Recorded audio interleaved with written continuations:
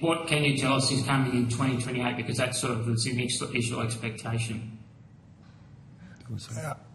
Senator, probably to assure you, Army is planning to receive the first vehicles in 2027.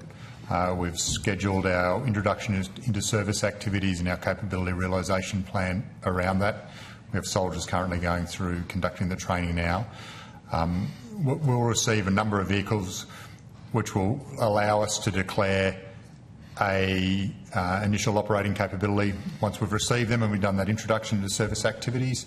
As Major General Blaine's just discussed, the remaining vehicles will then be received into Army at a reasonably regular drumbeat in accordance with the projected schedule. A declaration of a final operation capability generally won't occur once we receive the last vehicle.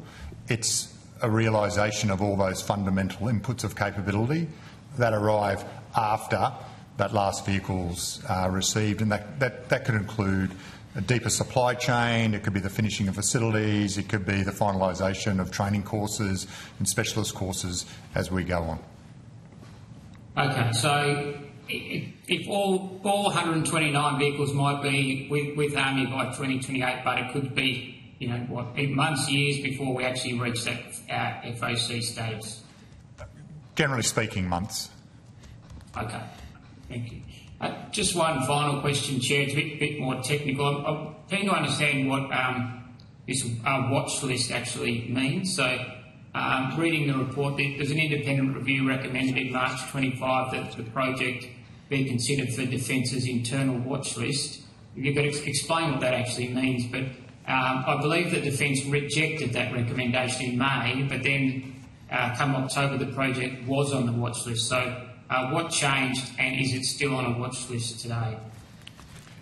I'll take that question. There is a series of oversight within the Department of projects, particularly as projects are complex or be going through their potential milestones that independent assurance reviews might look at, determine that there might be a requirement for greater governance and oversight. The watch list, and I apologise, we can give you more detail exactly to define the watch list. Then the next step is a project of interest, then following that is a project of concern. But the watch list is directed at the sort of group level, the CASG level, by the Deputy Secretary of CASG, who wants to look at projects at his level or her level in more detail and to have another reporting framework around them about how they are progressing. Also to look at help needed to support projects in delivering projects against the watch list and seeing what other tools might be available to support the project team. It stays on a watch list with a number of exit criteria that will be looked at, and then meeting the criteria, the project will either obviously come off the watch list. If it's unable to meet that criteria, decisions could be made on whether or not the project remains or indeed escalates to a project of interest, which then includes reporting to government on the project, and then the step beyond that is a project of concern. So watch list is really ensuring there's a more senior level overview reporting requirement, but also help needed requirement that we can garnish from the rest of the organisation. Okay, and it's currently on watch list status? Yes, we have kept it on the watch list status, and we'll continue to monitor that through the watch list. And that involves me reporting that through to my chain of command on how the project is performing, particularly against those risks that we identified as we talked through the mobility risk as it stands at the moment. And is there any view why the original independent recommendation for watch list was sort of rejected, but then a few months later it did get to watch list status?